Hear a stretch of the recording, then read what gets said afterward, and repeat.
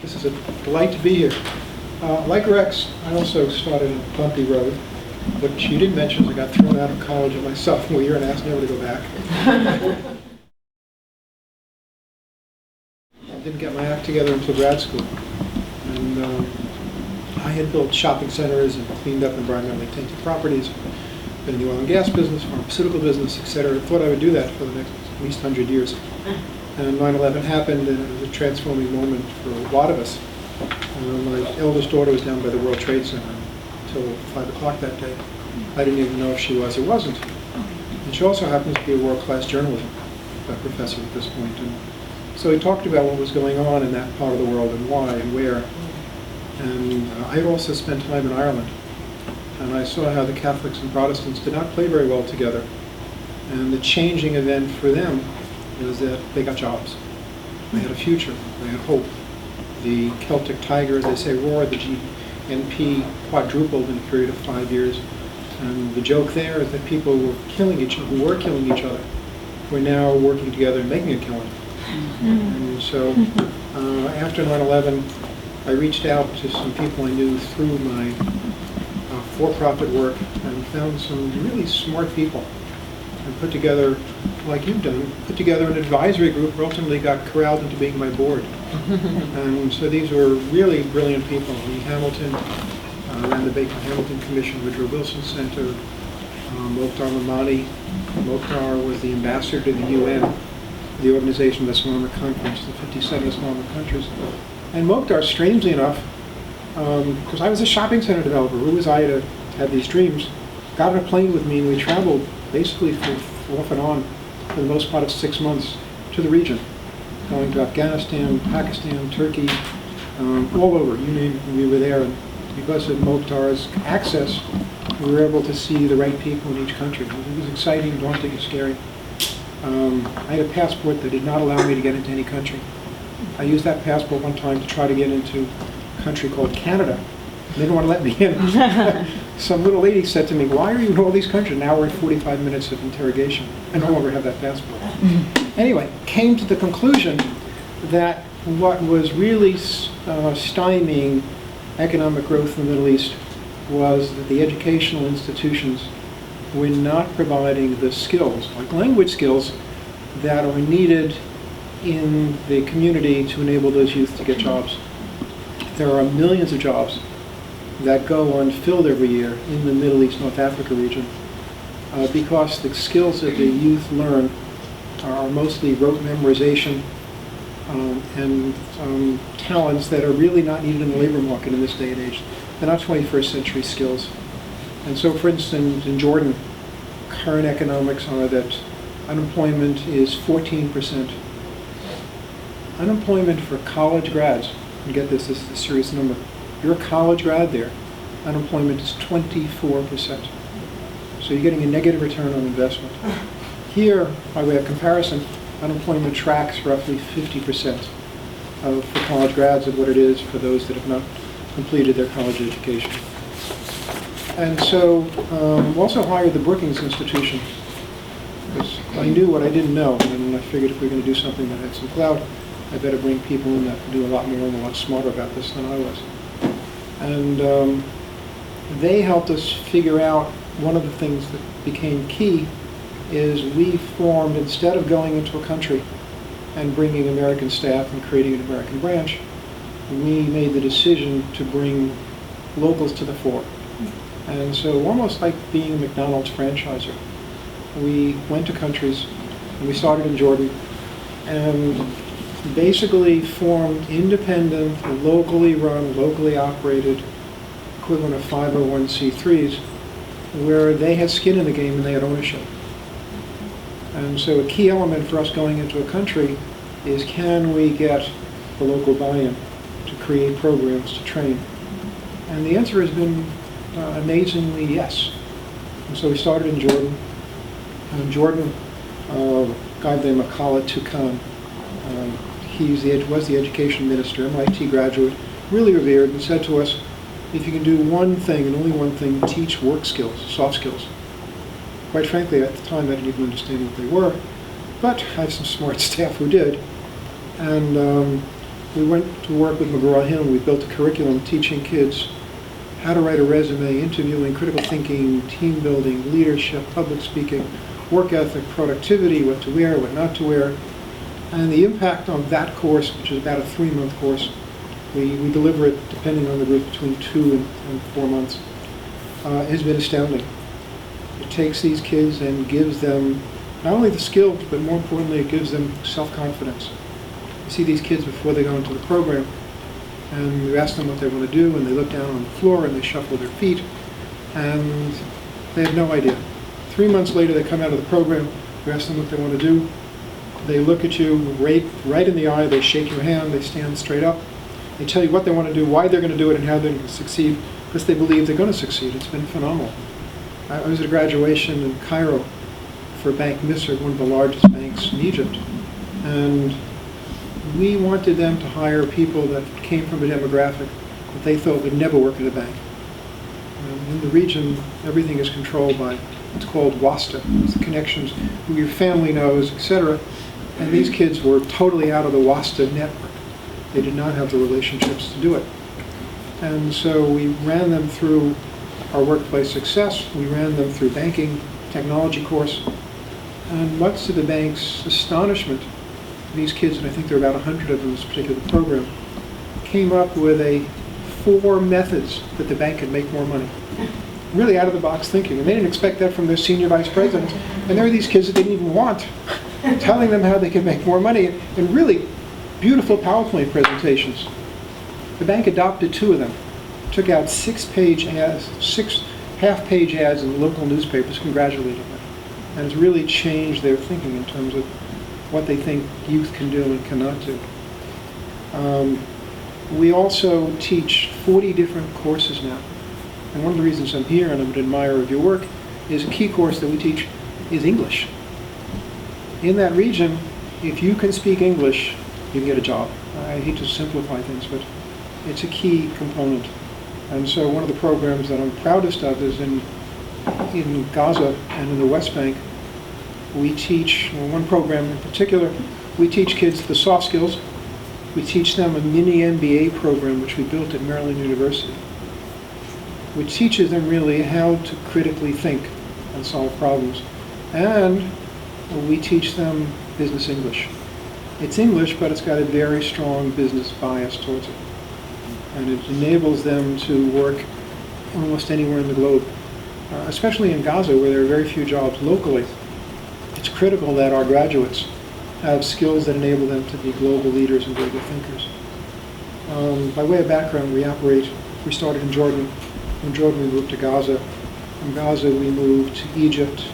We're in Morocco. We have just opened, we're in Yemen. And Yemen is an interesting case in point. We started in Yemen 3 years ago. And with a lot of fear. Yemen is an interesting country. It's a different country. And the media here really doesn't get it. It's because I see it, because I've been back and forth there a lot.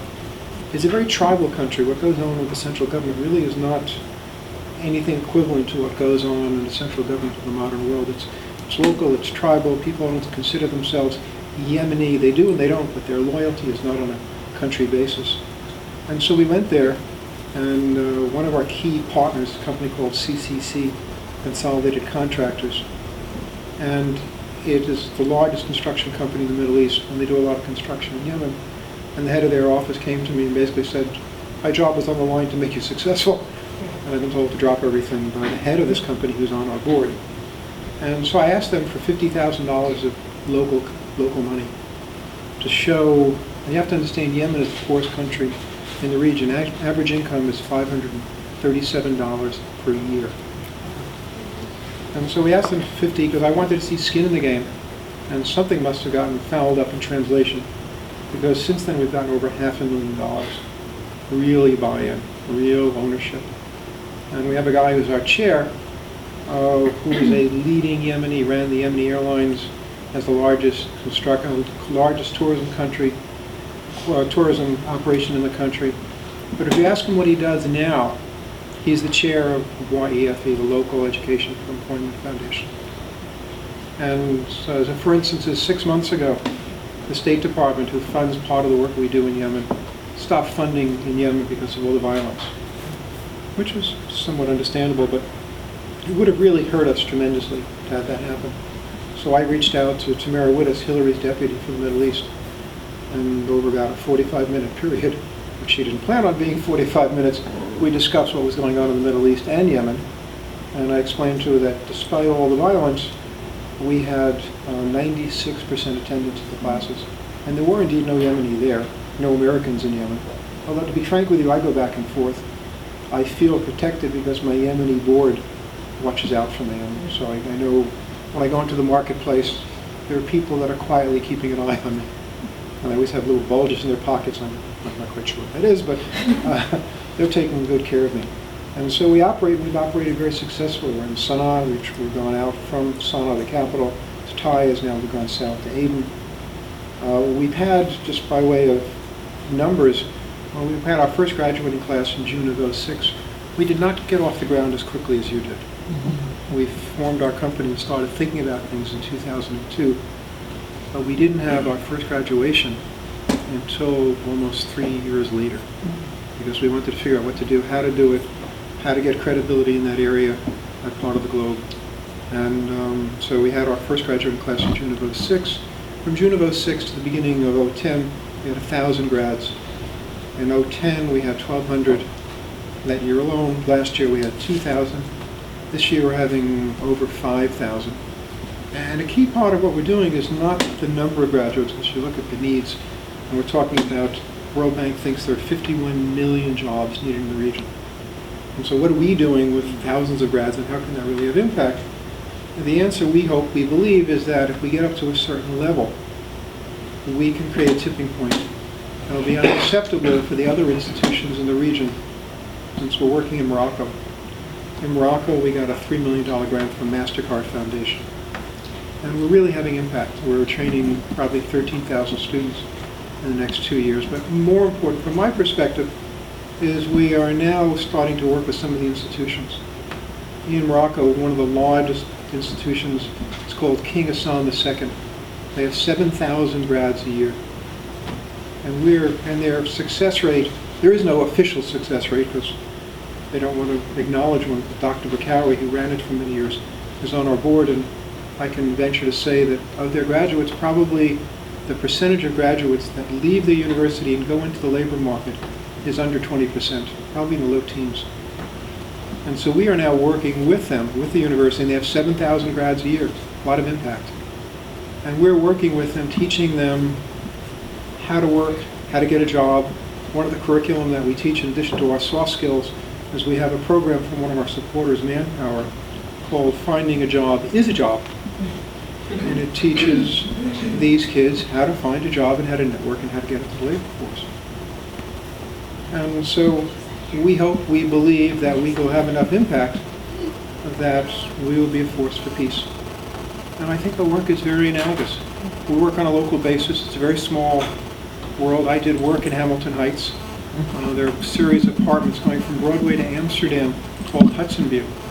I built all those and sold them. When I sold, other than a bunch of shopping centers, I sold all my assets, my real estate, when I started the foundation, because I no longer wanted to be involved in that. And this is my full-time job.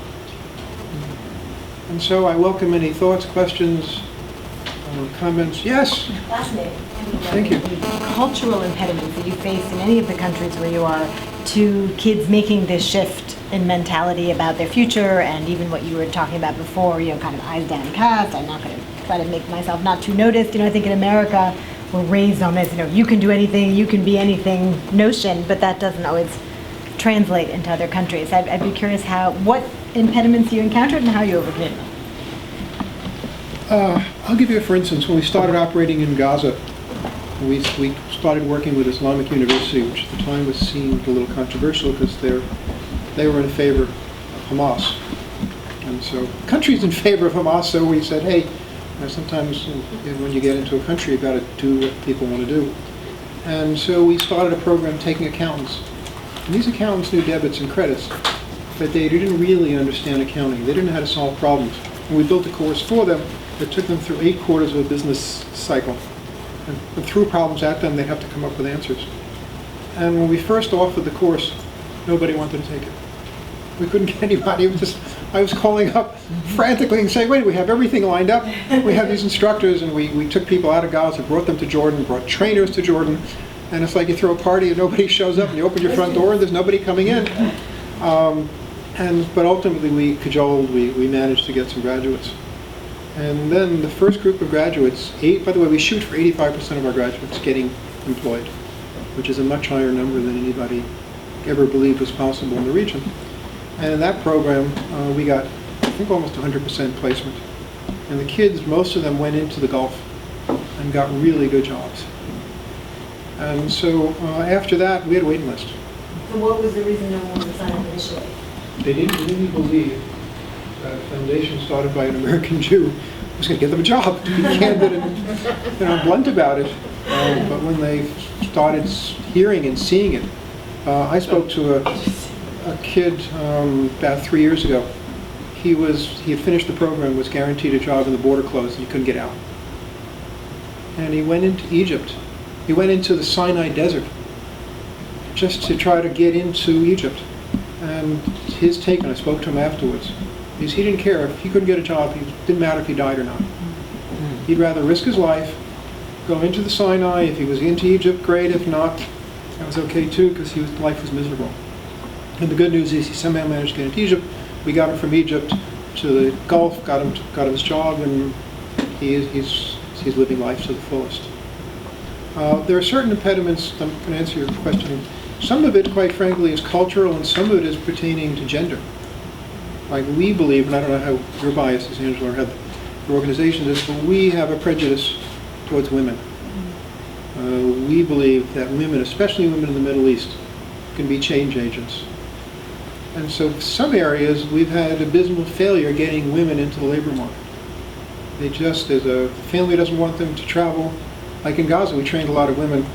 At the end of the day, women were not prepared to leave Gaza and go into the Gulf. Their father would not allow it. Their husband wouldn't allow it. It just wasn't happening.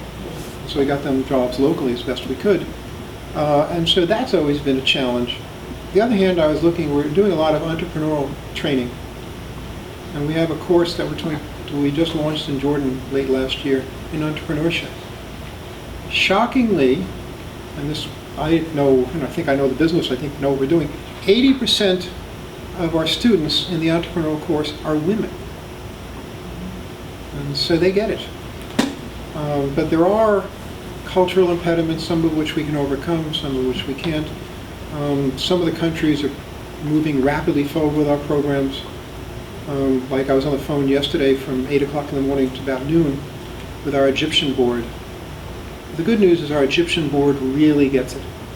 And for 4 hours, they forgot about all the political issues that are plaguing, all the uncertainty. They just forgot about everything and focused on how to get what they call EEFE, Egyptian Education for Employment, off and running and making it most effective and placing jobs. But it's tricky. The economy in Egypt is going nowhere but down. I was in Egypt a few months ago, and I went to my usual hotel, and they know me, and I know them. I need a no smoking room. I want to be in the back where the cars aren't as loud. And he said, room? We can give you a floor. Forget a room. Any floor you like, we'll give you the whole floor for $1 extra. It's rough there. Other countries like Yemen, like Tunisia, are roaring forward. We started last year in Tunisia. And the Tunisians, their Arab Spring is going to be an Arab summer. They really get it, they really understand it, they really want it. As I mentioned, we don't go into a country unless we get buy-in. So we went there, I went there several trips, my staff went there even more. And interestingly enough, I remember one of the ministers grabbing my tie and saying, you don't understand, we need this now, we can't wait till next year. Quite frankly, it was music to my ear, I need a new tie. That's okay. But it's moving forward and moving forward rapidly. And there are cultural issues, but these are local foundations. I'm a minority shareholder. We have an MOU, we're a network, we provide them with curriculum, with operating tools, but it's theirs, so a lot of the cultural issues on the ground don't exist because in the country, it's not seen as an American, they know it's American affiliated, but it's really seen as locally owned and operated. Yes? I was curious, I'm not really clear on what the grades that you're dealing with, though, how old these individuals are. question. Is this like secondary, or are they actually in university and about to graduate? And I'm not really clear on the I population. wasn't clear, I should be, thank you. We work with kids that are about to enter the labor market. So one of the programs that I really love is in Jordan. In order to qualify for that program, you have to have failed your high school exit exam. If you successfully got out of high school, you're obviously way above what we want for that program. And these kids are basically 16. And we teach them soft skills, and we also teach them air conditioning repair and installation, and we teach them land surveying. We also now teach anything, some welding. Some of these kids will ultimately become entrepreneurs. That's our next track for them. So those are the younger segment. And then there are other kids that went through college but have been totally unemployed because the skills they got there didn't enable them to do anything. So the upper limit is mid-20s. I think I've seen one of our enrollees as high as 28. So the wide margins are probably 16 to 28. But the common denominator is you have to be out of work. You have to be from a disadvantaged population where you couldn't get a job unless it was us. And right now, is it all location-based as opposed to virtual? Yes and no. Good point. All the courses are taught in a room like this. Well, not as nice as this. The G's aren't as good. The furniture clearly isn't as nice. But they're all taught to groups of no greater than 25. We can't deliver effectively the courses that we need to virtually. We've tried it, and we'd love to do it. And when we started operating, I said, boy, we can really, go by having the multiplier effect of computers and virtual courses. Didn't work. Just didn't have the impact. Some of the courses we teach, we supplement with online. But one of the powerful things that we've done, which I think has been a key component of enabling these youth not only to get jobs but to keep them, is we have very active alumni associations. Like up until recently, I don't know the current numbers, but before things really unraveled in Egypt, 60% of our graduates in Cairo were donating back. One of the reasons they were donating back is because they're a recipient of being an alumnus, which gives them mentoring, additional learning. Any one of an EFE graduates can take online courses, 5,000 of them, that are being given by Manpower. Manpower is the largest employer in the world other than governments. And the head of Manpower's international operations has been a major donor. And he has given all of our graduates the ability to take these amazing courses for free. And they take them and they learn and they continue to grow. So the other is a virtual component, and that's working. But the kids, to get the kids' mindset to where it needs to be, we need to start with classrooms, and we even find that the classrooms can't be too big. How long are your courses, and how successful are you in getting a new class to come in after those students have moved on? Our courses run 2 to 6 months, depending on the need, and they're all built because of local need. For instance, I was approached a while back by a guy named Omar Chabi. Omar runs something called Yani Holdings, largest company in Morocco, largest private company. He said, we can't compete globally because we don't know how to sell. Our people just don't know how to sell. It's a skill they just never got. So we started building a course for them in Morocco. It wasn't coming out so great. I called up a friend of mine over at Harvard, Benjamin Shapiro, who's the guru at Harvard for sales and marketing, and he had in Harvard built a course, shipped it back. And that's about a 7-8 week course. Sometimes we give it by itself, and depending on the demographic, sometimes we link it to the work skills program. But the courses are anywhere between 2 and 6 months. That being said, one of my personal dreams is to enable us to train healthcare workers, including nurses. So I'm working with Simmons College in Boston, trying to work with them to build a nursing program, taking women that have a college degree, giving them a second bachelor's, a BSN in nursing, have them pass what's called the NCLEX, which is the world standard for nurses, and probably do it in Yemen. We have some initial funding from the IFC. Things settle down a little bit in Yemen, and they are.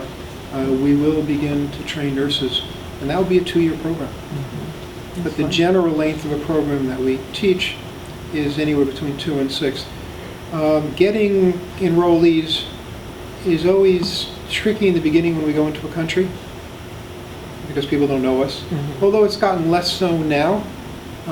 In our latest country, Tunisia, we kind of hit the ball out of the park. There's a gentleman by the name of Said Adi. He had made a lot of money as an entrepreneur. He sold his company, became the interim minister of employment for the Tunisian government about 3 months ago, because he wanted to become the chair of the Tunisian Education for Employment. And because of the credibility that he brings, getting enrollees is simple. By and large, once we get operating in a country, the number of applicants that we have far exceeds the money that we have, quite frankly, to bring in the number of students that want to come in. You talked a little bit about the difficulties with women, being able to be training them.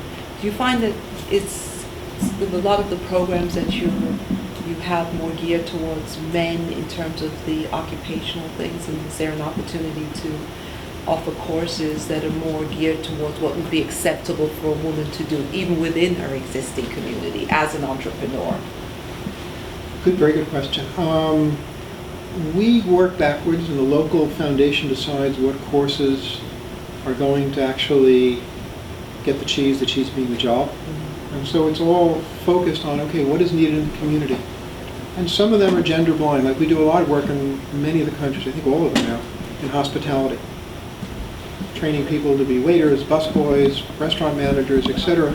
And that's becoming, not only is it gender blind, but I think we're doing more and more work with women in that. And so we can't go into a country and exclude men, but we also realize that if we're going to have a kind of impact, long-term, generational impact, training a woman really changes the whole demographic from her kids on down much more dramatically than training a man. But the programs are focused, other than the nursing, which has been my dream, which I'm going to one of these days get launched, to build programs that are open and accessible to both genders. Some are more, we have a program in the West Bank that we take engineers, and in the West Bank, surprisingly, being an engineer is almost like being a doctor in the US. Everybody wants to be an engineer. Thousands of engineers come out of the schools every year. Not nearly enough jobs. So we built a course training these engineers to manage construction sites. Went to Colorado State University, which is one of the best in the US, had them build the course, had them send a bunch of their instructors over to Jordan. For some strange reason, they didn't want to go to Gaddis and the West Bank. We took the instructors from West Bank to Jordan and trained them. And that, quite frankly, is a course that is mostly male. But on the other hand, I went to the last graduation and there were probably 30% women. So we balance it. But overall, we shoot for at least 50% women. Although in countries like Yemen, very, very few women in the workforce. Just are. A number of women. But there we've had 40% graduates that are female, which is just, that's never happened in the region.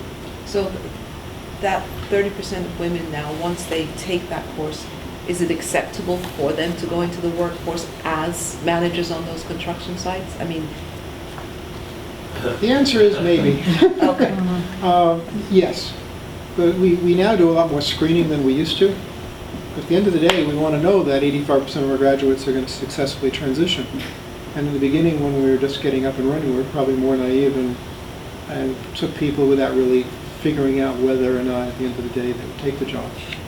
But we're pushing boundaries. I know we had women working in the jewelry business, in the gold business in Jordan. And there was a strong social stigma against having women. They had to go by bus to where the job was. They had to work hours into the evening. And we made it happen, but it was not easy. It's like in Jordan, the opposite has happened. In our entrepreneurial training, women are just flooding into it and succeeding and doing better, and that's happening on its own. Women in the region, surprisingly, are better risk takers. They're less afraid of failure.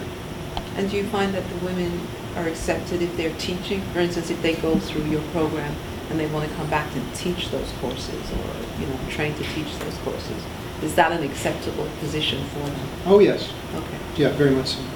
Very much so. So you may end up with a whole group of women teaching all of these classes that they can. Not only women teaching, but some of our most powerful CEOs are female. I look at our women, like I was on the phone yesterday with our Egyptian affiliate. We have a woman, Shahinaz Ahmed Raider, who's a CEO there. And she's a powerful, dynamic woman, and we have a really amazing foundation in Egypt. Same in Jordan, same in Tunisia. These women have taken leadership roles and run with the ball. Yes? Factual question and then a more big picture question. So how many graduates have you had and how many do you hope to have to date? And then the other question is about either peer-to-peer mentorship or pairing students with mentors in the work world. Do you do either of those? We do more and more. Well, First one, how many graduates to date? first graduates to date about 3,000. Then we're going to have about close to 5,000 this year. So the growth has just been strong. And in terms of mentoring, we do have mentoring programs. Part of what we do with our alumni association is set up mentor networks. And that, quite frankly, varies from country to country. Some countries it just seems to naturally take off better than others. And other countries it just is slower moving. We try to do mentoring in the U.S., have mentors through the U.S., mentor kids in the Middle East. And it was through one of Hillary Clinton's initiatives, and there just wasn't a follow-up on this side. So we didn't pursue it any further. Well, I was going to ask you, it seems like you've gotten broad support from the corporate side. And you mentioned the story about the bank where you had the students going on and they had very low expectations for the students and might not even wanted them in the building. We find with Global Language Project, a lot of people have lower expectations for our students. And I mentioned when I first started, a lot of times they'll ask me, well, don't they need to learn English? Don't they need to master that first? Why are you introducing a second or a third language to them? How are you convincing corporate people to invest in these people and these students the way that they have? Good question. The same way you will.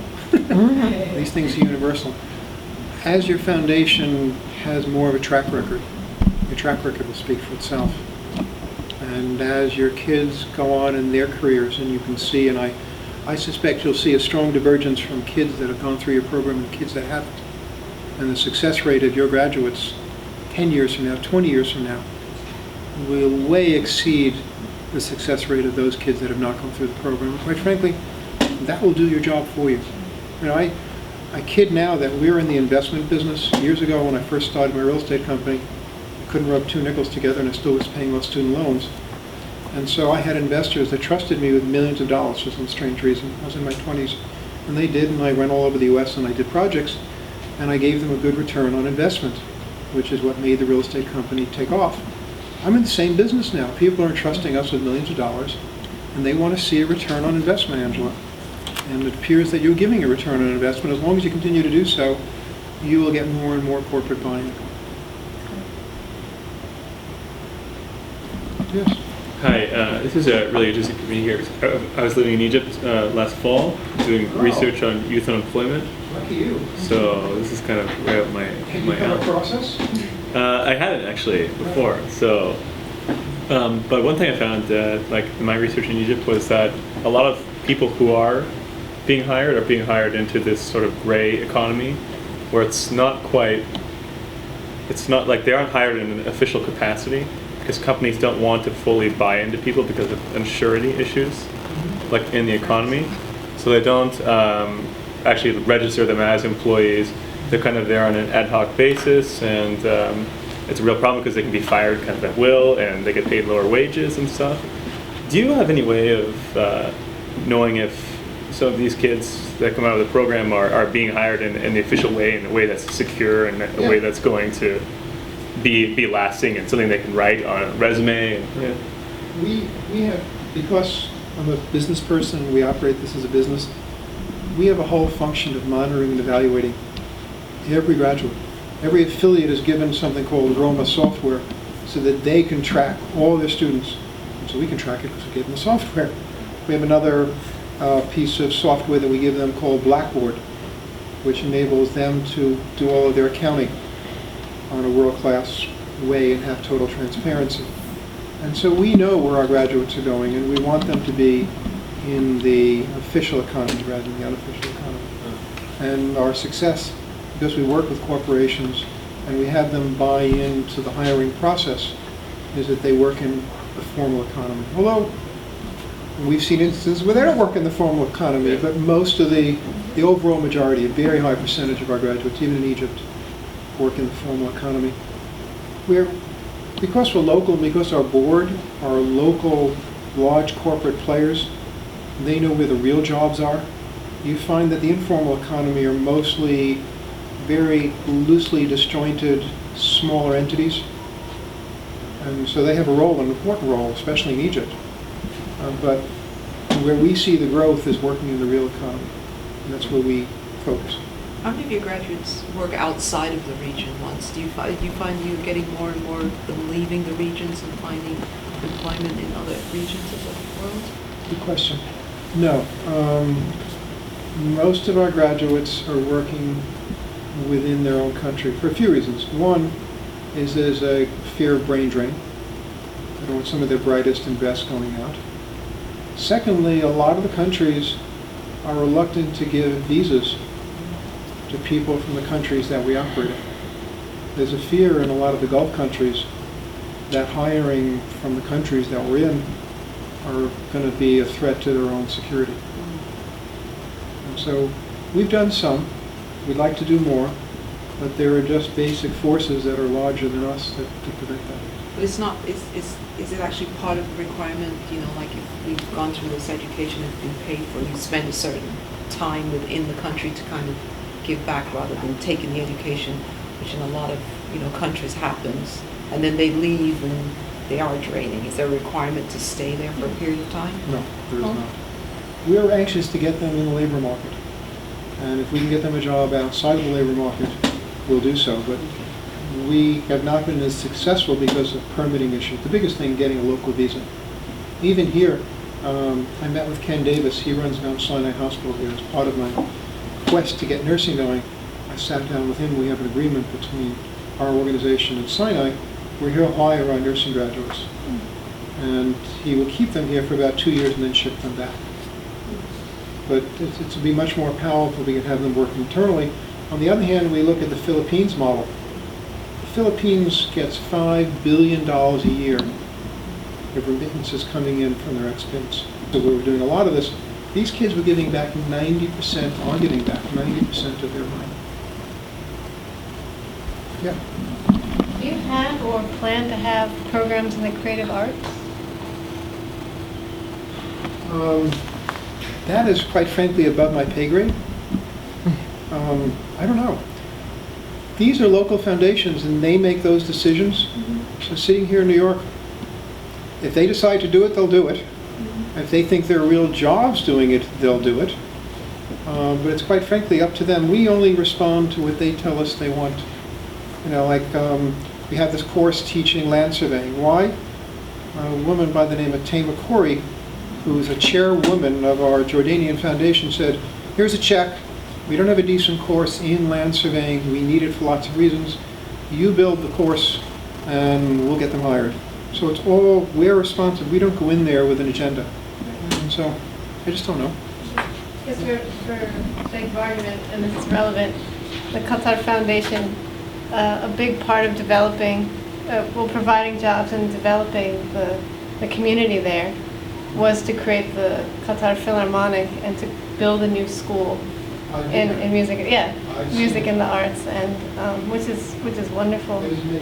And Sheikh Amos has done something called Silitech, and I was there for the launch of Silitech, and it's amazing the work done. And I love that personally, but we have to keep our mission very narrowly focused, and we will only do something. At the end of the day, it turns into a job, and we don't make those decisions. Fundraising. You're also talking about running a foundation. I'd run one for, I'd started a nonprofit about 21 years ago, which still exists, quite large in New York City. But you were also mentioning Department of State contacts. But I didn't hear you mention funneling any of our foreign aid monies towards programs such as yourself and towards these local foundations. What is your thoughts on that? Have you already approached that? Have you started that, or you find that that's not a strategy that really serves your overall mission? We didn't get into the details of that, but it's a good question. We get a lot of funding from the State Department. Okay. Millions of dollars worth of funding through USAID, as well as through MEPI, Middle East Partnership Initiative. And they're one of our key supporters. And they also give us guidance, quite frankly. When we go into a country and we want to know who to deal with, will go to the ambassador and the people at USAID, and they'll know, because it's not only having the money, but it's getting the right people in place. And so they've given us money and a lot of technical support, logistical support. And in the beginning, by the way, there was a lot of trepidation against taking USAID money. Will the local affiliates be tainted because they're funded by the State Department, which does all these other things? And it hasn't been an issue at all, surprisingly. Is it necessarily known? I mean, let's say it's not an issue. I've gone to your site too. When you look at the local affiliates, it's not like they're putting an American flag on there saying, that's where we got a lot of our funding, which is smart. I'm just saying that you're saying it's not an issue because there's actual knowledge of who's providing some of the funding, or it's because it's not discussed. Well, interesting you say that. MEPI, Middle East Partnership Initiative, as part of their funding, wants the recipients to know that they've done the funding.